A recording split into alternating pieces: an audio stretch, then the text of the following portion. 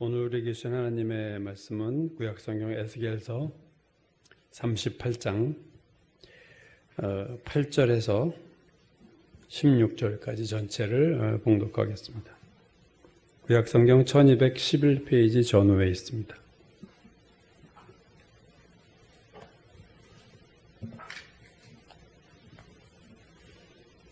에스겔서 38장 8절에서 16절까지의 말씀 제가 봉독합니다.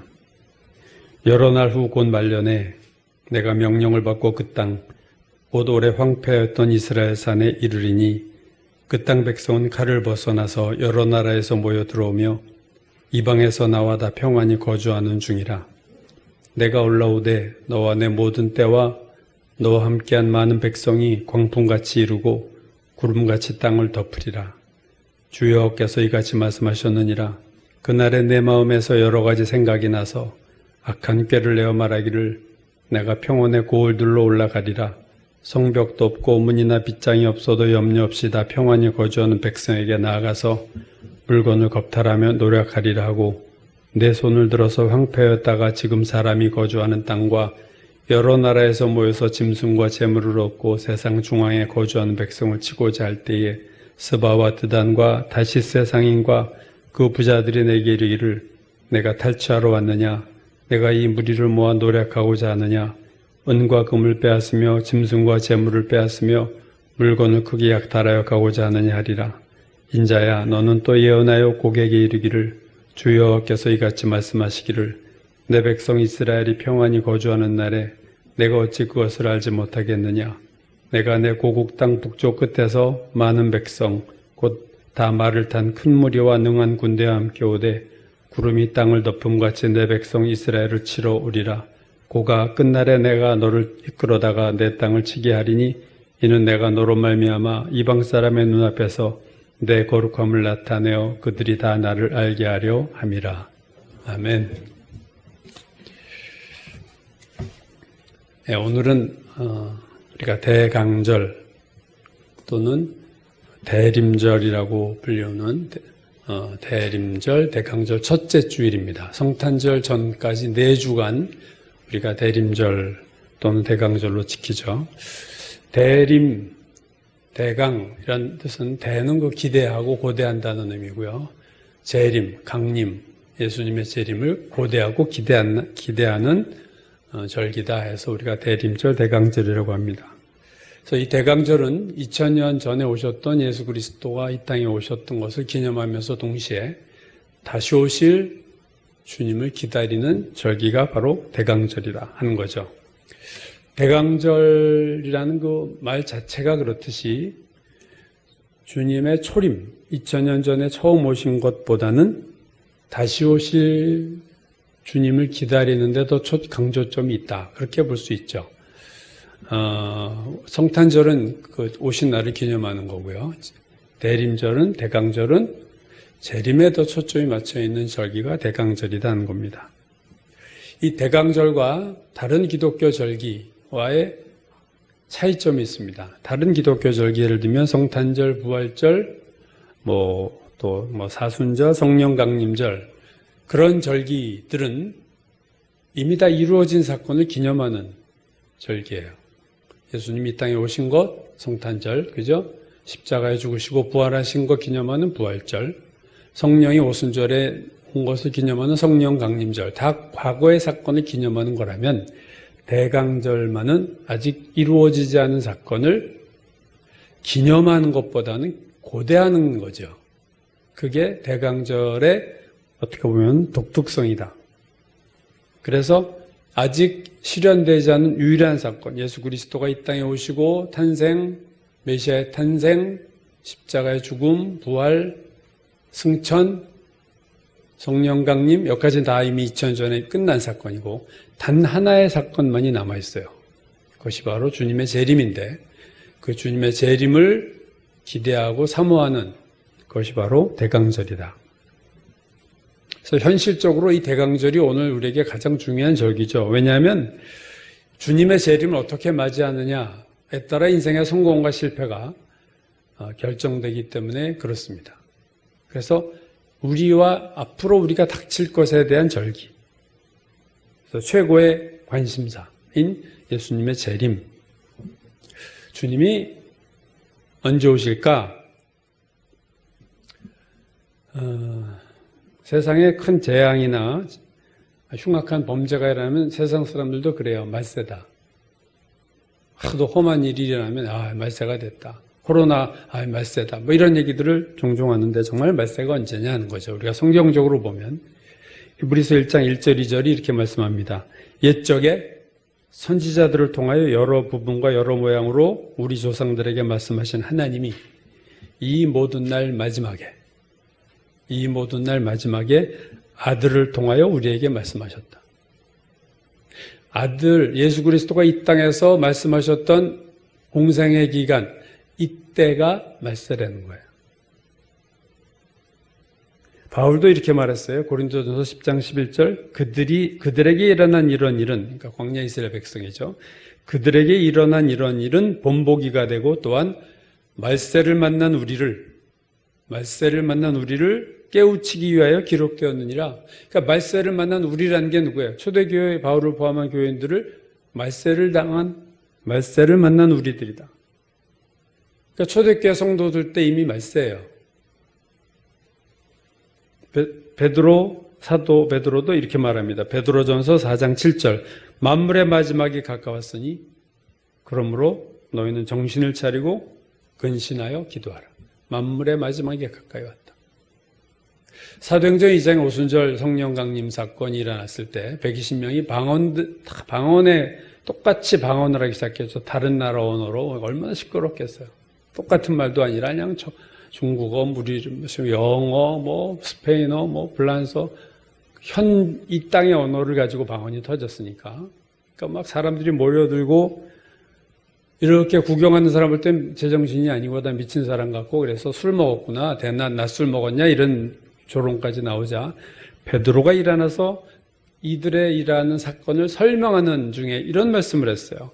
때가 제3시니 너희 생각과 같이 이 사람들이 취한 게 아니라 이는 선지자 요엘을 통하여 말씀하신 것이니 일렀으되 하나님이 말씀하시기를 말세에 내가 내 영으로 모든 육체에 부어주리니 너희 자녀들은 예언할 것이요 젊은이들은 환상을 보고 늙은이들은 꿈을 꾸리라. 요엘이 얘기한 말세에 내가 성령을 보통 사람들에게 부어주겠다. 그게 말세라는 거예요. 말세 시점은 오늘 성경적으로 볼 때 언제 시작되느냐? 예수님이 이 땅에 오실 때 이미 시작된 거예요. 성령 강림할 때가 말세였어요. 오순절 사건이 이미 말세였어요. 초대교회 교인들이 말세에 살고 있었어요. 그래서 성경 보면 초대교회 교인들이 예수님의 재림을 기다리다가 많이 이게 혼란도 오고 거짓 선지자 유혹을 받기도 했다는 게 성경에 나오지 않습니까? 즉 말세는 이미 2000년 전에 시작됐고 교회 시대 전체가 말세입니다. 2000년 전부터 오늘까지 전 기간이 말세예요. 그렇다면 어차피 항상 말세인데 주님의 재림이 언제인지 우리가 관심을 가질 필요가 있을까? 항상 말세인데 예수님도 마태복음 24장에서 그날과 그때는 아무도 모른다. 하늘의 천사들도 모르고 아들도 모르고 오직 아버지만 아신다. 그러나 이 말씀이 아무도 그때를 알 수 없다는 말씀이 아무도 알 수 없으니 그냥 모른 채 살아라 이런 의미는 아니에요. 왜냐하면 그 다음 24장 2절에서 제자들이 예수님께 조용히 나와서 묻죠. 주님이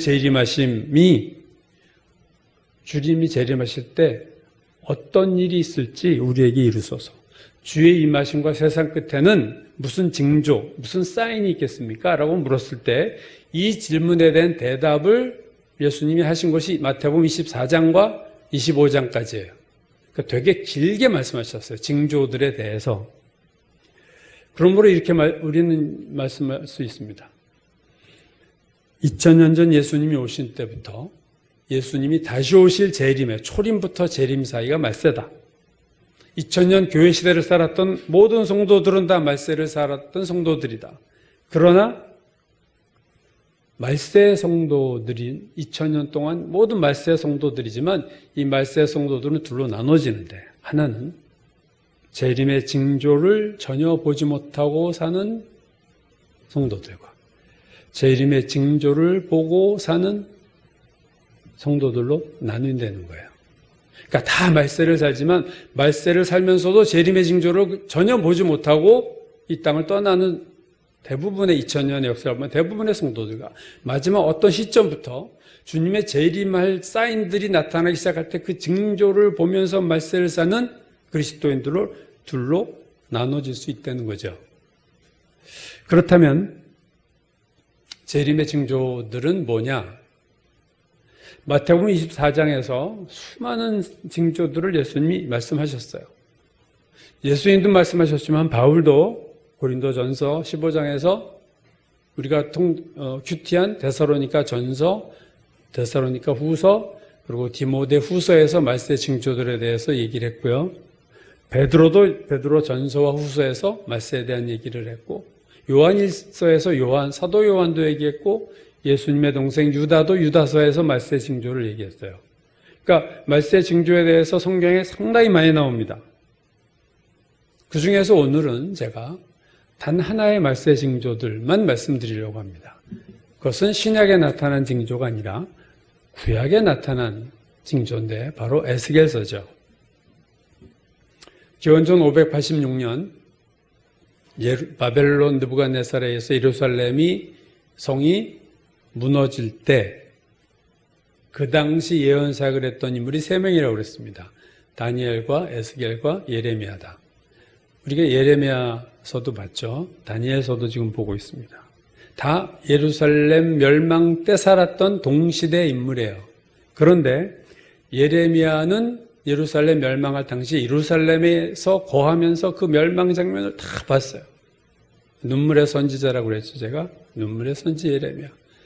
그러나 다니엘과 에스겔은 예루살렘 멸망 20년 전 1차 포로에 다니엘이 바벨론으로 끌려갔고 예루살렘 멸망 10년 전에 제2차 포로 때 에스겔이 끌려갔어요. 그래서 다니엘과 에스겔은 예루살렘이 멸망할 때 바벨론에 끌려가 있는 포로였습니다.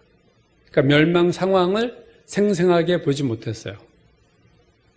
근데 생생하게 예레미야처럼 보지 못했지만 이 세 예언자 중에 다니엘과 에스겔은 비슷한 시기에 포로로 잡혀갔는데 다니엘은 왕궁에서 살았고 바벨론의 제2의 통치자가 돼서 왕궁에서 살았다면 에스겔은 포로로 끌려간 이스라엘 백성 중에 살았습니다. 서로 같은 시대, 같은 장소 같지만 같은 바벨론에 있지만 거하던 곳은 에스겔과 다니엘이 달랐어요. 다니엘서와 에스겔서의 공통점은요, 꿈과 환상이 많다. 특히 종말론적인 종말에 대한 꿈과 환상이 많은 것이 다니엘서와 에스겔서입니다. 앞으로 세계가 마지막 때 어떻게 될 것인가에 대한 환상과 꿈이 다니엘과 에스겔서에 다 나타나는데 에스겔서의 차이점은 뭐냐면은 다니엘과 달리 에스겔서에는 마지막 시대를 얘기할 때 이스라엘이 같이 등장한다는 게 다니엘서와의 좀 차이입니다. 그러니까 에스겔서의 환상과 꿈에는 이스라엘의 마지막 때 모습이 나타난다는 게 차별화된다는 거죠. 왜 하나님이 다니엘과 에스겔에게 이렇게 꿈과 환상을 많이 주는가? 그것은 포로로 끌려가 좌절하고 희망을 잃은 이스라엘 백성에게 미래에 대한 꿈과 환상을 통해서 위로하시기 위해서 하나님이 다니엘과 에스겔에게는 꿈과 환상을 많이 보여주신 거라고 저는 생각합니다. 자, 이스라엘의 미래에 대한 말씀이 에스겔서에 나오는데 몇 군데 나옵니다. 근데 오늘 본문이 그 중에 하나입니다. 오늘 본문 에스겔서 38장은 장차 마지막 때에 이스라엘에 일어날 사건에 대한 예언이에요. 특별히 이스라엘과 이스라엘을 공격하는 군대들 간의 전쟁 이야기가 오늘 본문에 나옵니다. 오늘 본문 에스겔서 38장 15절 이하는 곡이라는 어떤 한 인물을 중심으로 한 연합군이 이스라엘을 침공하는 사건을 이렇게 말씀하고 있어요. 15절, 16절입니다. 내가, 곡이에요. 내 고국 땅 북쪽 끝에서 많은 백성, 곧 다 말을 탄 큰 무리와 능한 군대와 함께 오되 구름이 땅을 덮은 같이 내 백성 이스라엘을 치러 오리라. 고가 인물의 이름이죠. 끝날에 내가 너를 이끌어다가 내 땅을 치게 하리니 이는 내가 너로 말미암아 이방 사람의 눈 앞에서 내 거룩함을 나타내어 그들이 다 나를 알게 하려 함이라. 이 말은 연합군이 패배할 거다라는 것에 대한 거죠. 내 영광을 나타낼 거다. 너희들이 망할 거다. 패배할 거다. 이 너라고 부르는 오늘 이 곡은요, 38장에 보면 로스와 메섹과 두발 왕이다 이렇게 나와 있는데, 이 지명들 보면요, 특히 로스, 이 단어가 러시아의 어원이다 이렇게들 성경학자들이 보는 거죠. 그러니까 이스라엘 북쪽에서 쳐들어오는데, 이 지명들을 조사한 거에 하면은 오늘날의 이란, 오늘날의 터키, 그 아랍 국가 연합과 러시아의 연합군이 이스라엘을 공격하는 날이 온다는 거예요. 뭐 엄청난 거죠. 그래서 지금 여러분 뉴스를 주목해 볼 필요 있습니다. 이란과 터키가 러시아와 상당히 가까워지고 있어요, 지금도. 오늘 본문에서 중요한 것은 이스라엘을 공격하는 나라들이 어디냐? 그게 아니고 그들 연합군이 이스라엘을 공격할 때 이스라엘의 상황이에요. 어떤 상황에 있는 이스라엘을 공격하느냐? 오늘 본문 시작인 8절이죠. 여러 날 후 곧 말년에, 자 마지막 때에 내가 고기 연합군의 왕이 명령을 받고 그 땅 이스라엘입니다. 곧 어떤 땅이냐? 오래 황폐였던 이스라엘 산에 이르리니, 네가 공격할 때 그 땅 백성은 칼을 벗어나서 여러 나라에서 모여 들어오며 이방에서 나와 다 평안히 거주하는 중이라. 즉 마지막 때에 북방의 연합군이 이스라엘을 공격할 때 이스라엘의 상황은 오래 황폐했던 땅에 칼을 벗어난 여러 날 흩어졌던 이스라엘 백성이 모여서 평안히 살고 있을 때 공격할 거다 하는 얘기예요. 여러분 이스라엘 역사를 보면 아브라함에서 시작된 이스라엘 역사가 다윗에 이르러서 통일왕국을 만들고, 그러나 솔로몬 이후 북왕국과 남왕국으로 갈라지죠. 북이스라엘과 남유다로 또 다시 쪼개집니다. 그래서 북이스라엘은 당대 최강 아수르에 의해서 기원전 722년에 멸망했고, 그 다음 강국인 바벨론에서 남유다는 BC 586년에 멸망했어요. 그래서 북왕국은 완전히 사라져버렸고 남유다는 바벨론의 포로로 끌려갔는데 70년 동안 포로 생활하다가 왕권이 다시 페르시아로 넘어갔고, 페르시아의 왕 고레스가 칙령을 발표했는데 다 돌아가라, 고국으로 돌아가라 하는 고레스 칙령에 의해서 이스라엘이 다시 다 돌아오죠. 돌아왔지만 사실은 독립된 나라는 아니고 페르시아의 지배를 받고 있었어요. 다만 온건하게 대우를 해준 거죠. 그러다가 BC 2세기경에 되기 전에 이번에 알렉산더의 그리스가 세계 패권을 잡으면서 이제 또 알렉산더 밑으로 들어가요. 헬라 밑으로 들어갔다가 BC 2세기경에 잠깐 한 80년 동안 독립을 합니다. 이스라엘이. 하스모닌 왕조라는 그 왕조로 독립했다가 다시 BC 63년에 로마에서 또 다시 종속이 되면서, 여러분 잘 알다시피 예수님 때가 이때였죠. 로마에 의해서 지금 속국이 된 상황에서 조금 지나서 AD 70년 막 그 반란을 일으키게 되고, 그래서 반란을 진압하는 과정에서 이스라엘이 AD 70년 나라가 사라집니다. 그래서 기원 후 AD 70년에 로마에 정하던 유대인들은 결국 그 전사자들이 전부 다 하나도 남김없이 마사다 요새에서 마지막 한 사람은 자결을 함으로써 로마군이 들어갔을 때 다 죽어 있었어요. 적군에게 죽을 수 없다 우리가. 그 AD 70년 이후 오늘 에스겔서처럼 그 땅은 황폐해졌어요. 이제 그날 이스라엘 땅이 아니에요. 나라가 없어졌어요. 그래서 전 세계에 흩어졌습니다. 그래서 이스라엘 백성을 디아스포라라고 불렀는데, 디아스포라라고 있는 헬라어 그리스어는요, 씨를 뿌릴 때 흩뿌린다는 거예요. 이렇게 던져서. 그러니까 흩어졌다는 것이. 그래서 디아스포라 하면은 뭐 농사용어가 아니라 전 세계에 흩어져 사는 이스라엘 유태인들을 가리켜서 디아스포라라고 얘기합니다. 이 흩어진 디아스포라의 기간을 얼마 동안 살았느냐? AD 70년부터 이스라엘에 독립한 1948년까지 무려 1900년 정도까지 나라 없이 전 세계에 흩어져서 살았던 것이 유대인입니다. 제1차 세계대전과 제2차 세계대전을 겪으면서 여러 강국들, 특히 그때 영국이 주도할 때니까 영국과 그 당시 아랍 국가들 또 이스라엘에 흩어진 이스라엘인들이 물밑 작업을 통해서 2차 대전 끝난 지 얼마 안 돼서 1948년 5월 14일 이스라엘이 국가가 설립됐다는 드디어 그 공표를 하죠. 그러자 아랍인들이 가만히 있을 리가 없어요. 공격해서 그때 제1차 중동전쟁이 일어나고 제1차 중동전쟁에서 이스라엘이 승리합니다. 기적적으로 승리해서 이제는 하나의 국가가 팔레스타인 지역에 세워진 거예요.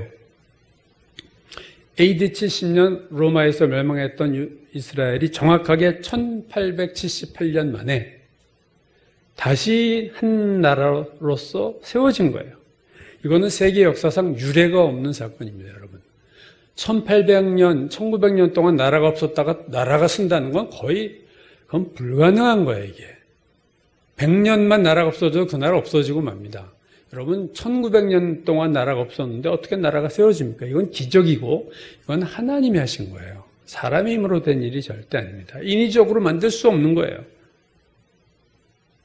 오늘 에스겔서 38장 본문에서 여러 날 후 곧 말년에 마지막 때에 그 땅 오래 황폐했던 이스라엘 산 1900년 가까이 황폐했던 거기에 칼을 벗어나서 여러 나라에서 모여들어서 다 평안히 거하고 있다. 이 여러분 오늘 이스라엘의 모습 아닙니까? 이 놀라운 예언이에요. 이 예언 자체는 정말로 놀랍습니다. 그러니까 오늘 본문이 말하고 있는 것은 1900년 가까이 1900년 정도 흩어져 있다가 모여서 다시 한 나라에서 살고 평안히 살고 있을 때 곧 너의 연합군이 내 백성을 칠 거야. 그때 내가 나의 거룩함을 나타내겠다. 이방 나라들 앞에 너희들을 멸망시킬 거다. 너희들을 패배시킬 거야. 오늘 본문 뒤쪽에 가서 12절에 보면요. 하나님이 이스라엘을 또 이렇게 말씀하셨어요. 내 손을 들어서, 복이죠. 네가 네 손을 들어서 황폐하였다가 지금 사람이 거주하는 땅과 여러 나라에서 모여서 짐승과 재물을 얻고 세상 중앙에 거주하는 백성을 치고자 할 때에, 자, 이게 이스라엘을 묘사하는 건데 앞에서 나온 묘사가 반복되지만 새로운 표현들이 나옵니다. 뭐가 나오나요? 짐승과 여러 나라에서 모여서 짐승과 재물을 얻고, 두 번째 세상 중앙에 거주하는 백성이다. 커다란 경제력이 있고 세상에 주목을 받는 나라. 그러니까 오늘 이스라엘 아니에요. 유대인들은 5가지의 무기로 세계를 지배한다는 말이 있습니다. 석유와 식량과 금융과 언론과 미국. 미국을 다 배후에서 움직인 유태인이에요. 이 5가지로 세계를 지배하고 있다. 세계 억만장자의 32%가 유태인입니다. 미국의 포브스지가 세계 30대 글로벌 기업 중에서 유태인이 창업하거나 유대 자본이 있는 게 12개 기업이에요. 예를 들면 록펠러 그룹 아직도 대단한 그룹이죠. 여러분 잘 아는 워렌 버핏도 유태인이고, 마이크로소프트의 빌 게이츠 유태인이고요. 구글의 창업자 레리 페이지도 유태인이고, 페이스북의 창업자 마크 저커버그도 유태인이고, 트위터 창업자 미즈 버스톤도 유태인이고, 인텔의 창업자 앤디 그로브도 유태인이에요.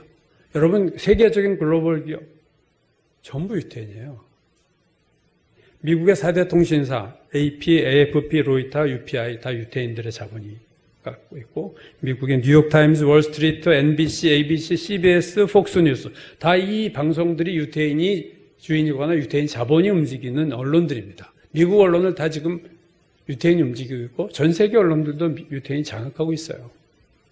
오늘 세계의 중심에 있는 그들, 오늘 본문이 에스겔이 그렇게 얘기해요. 세계의 중심에 있는 유태인들, 많은 재물을 가지고 있는 유태인들.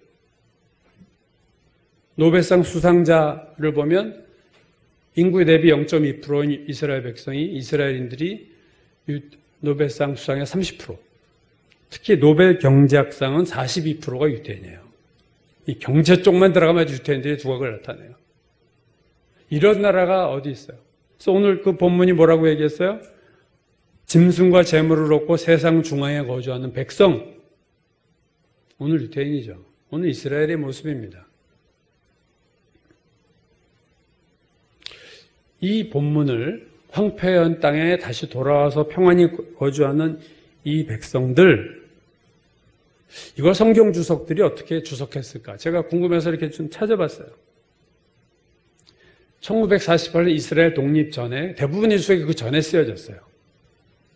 예를 들면 우리가 잘 아는 매튜 헨리 요약 주석을 보면요, 이걸 이렇게 얘기하고 있어요. 오래 황폐했던 이스라엘이 여러 나라에서 모여들어 평안히 거한다는 구절을 매튜 헨리 주석이 어떻게 주석하고 있냐면은, 이 약속은 하늘의 가나안에서 완전히 실현될 것이다.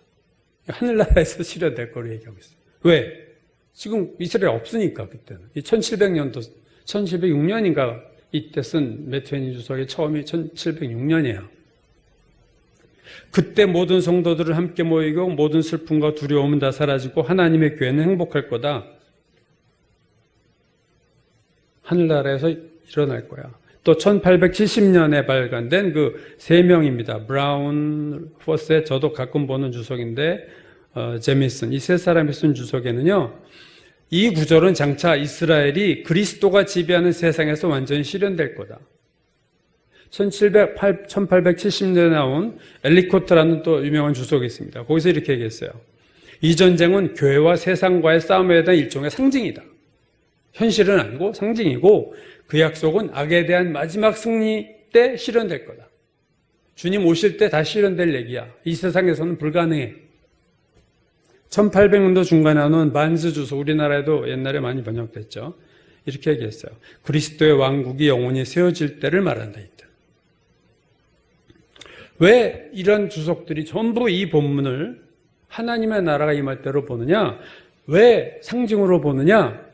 이스라엘이 없으니까 지금 1800년도까지 한 600년까지 없는 거 아니에요, 지금 나라가. 그러니까 이건 게임 끝난 걸로 본 거예요. 모든 주석 쓰는 사람들도 절대로 이건 이 땅에서 이스라엘이 다시 나라를 갖고 평안히 모여서 열방에서 모여서 황폐한 땅에 모여서 세계 중심이 돼서 살고 있을 것이다. 부자가 돼서 그건 하나님이 주님이 오실 때나 가능하지라고 주석이 다 그렇게 써버렸어요. 근데 뻥 하고 1948년에 이게 실현이 된 거예요. 그러자 해석들이 에스겔서 38장 해석이 다 바뀌는 거예요. 이제. 뭐 주석이 절대적인 게 아닙니다. 여러분 주석을 가끔 보시는 분이 있는지 모르지만 주석도 틀린 얘기 되게 많이 해요. 칼빈이나 루터가 에스겔서 주석 썼다면 어떻게 썼겠어요? 그들도 틀린 주석 썼을 거예요. 칼빈 주석 봤더니 에스겔 38장까지는 안 썼더라고. 한 나라가 2000년 만에 독립한다는 건요, 기적 같은 의미입니다. 그러나 그것보다 더 중요한 것은 뭐냐면, 이 이스라엘의 독립이 주님의 재림을 알리는 시발점이 된다는 거예요.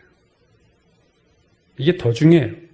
주님의 재림의 징조로서의 그 시작을 알리는 사건이 이스라엘의 독립입니다. 오늘 본문 8절 다시 봐요. 여러 나루 곧 말년에 내가 명령을 받고 그 땅 오래 황폐했던 이스라엘 산에 이르리니 그 땅 백성은 칼을 벗어나서 여러 나라에서 모여 들어오며 이방에서 나와 나 평안히 거주하고 있는 중이다. 16절 고가 끝날에 내가 너를 이끌어다가 내 땅을 치게 하리라. 끝날에 말년에 오늘 에스겔서 38장은 마지막 때에 이스라엘이 나라를 다시 회복할 거고 파워풀한 나라로서 세워질 거다. 경제력, 세계 중심에 있는 나라, 경제력이 막강한 나라로 세워질 거다. 그때 네가 이스라엘을 공격할 거다. 말년에, 끝날에. 그러므로 우리는 1948년 이스라엘의 독립은 역사가 주님의 재림의 시기로 접어들었음을 알리는 가장 결정적인 사건이다. 그렇게 볼 수 있어요. 예를 들면 처처에 지진과 기근이 있으리라 이런 징조도 있지만 여러분 지진과 기근은요 없다가 생기는 게 아니라 있는데 점점 강도가 세지는 거예요. 그러니까 연속적인 징조죠. 근데 이스라엘의 독립은요 연속이 아니라 딱 어느 순간에 터져버리는 사건이에요.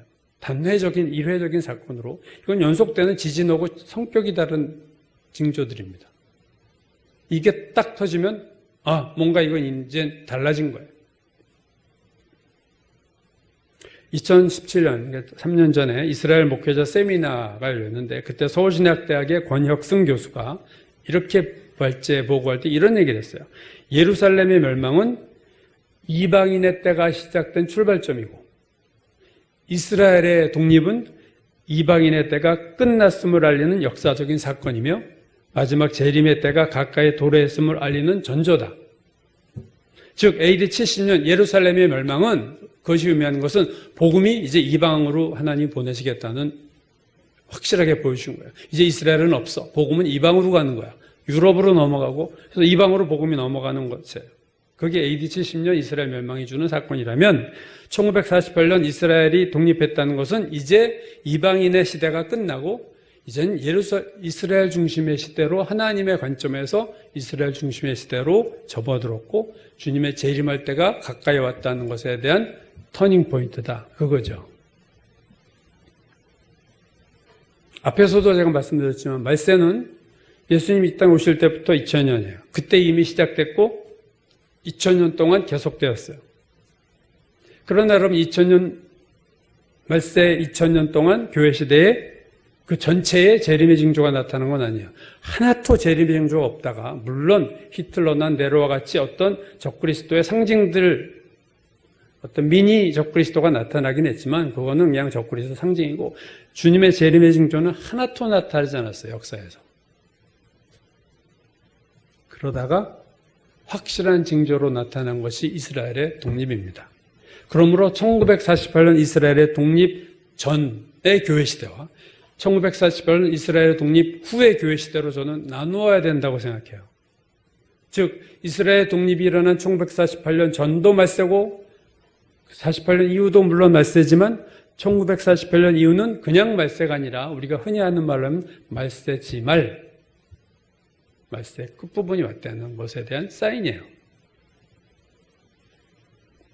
역사적인 기적과 같은 사건이 주는 의미는 야 이스라엘 사람들 대단하다가 아니라 하나님이 이제 내가 곧 가까이 갈 가까운 때가 가까웠다라는 사인으로서 우리에게 보여주신 거로 우리는 해석해야 되는 거죠. 세상 사람들이 야 유대인이 대단해 유대인들을 찬양하지만 이게 하나님의 개입이 아니고서 이런 일이 유대인이 아무리 날구겨도 2000년 만에 나라를 세워요? 불가능하죠. 구약의 성도들이 메시아를 기다렸어요. 구약의 성경에 보면 메시아가 올 거다. 초림의 메시아를 기다렸다면 신약의 성도들은 메시아의 재림을 기다리는 성도들입니다. 메시아의 초림은 우리가 기념하는 거예요. 주님 감사합니다. 기념하는 거지만 예수님의 재림은요 기념하는 게 아니라 기다리는 거예요. 그러니까 대강절은 기념절기가 아니라 앞에도 말씀드렸지만 우리 안에 사그러들었던 주님의 재림에 대한 소망을 다시 불일 듯 일어나게 하는 절기가 대강절이라는 거죠.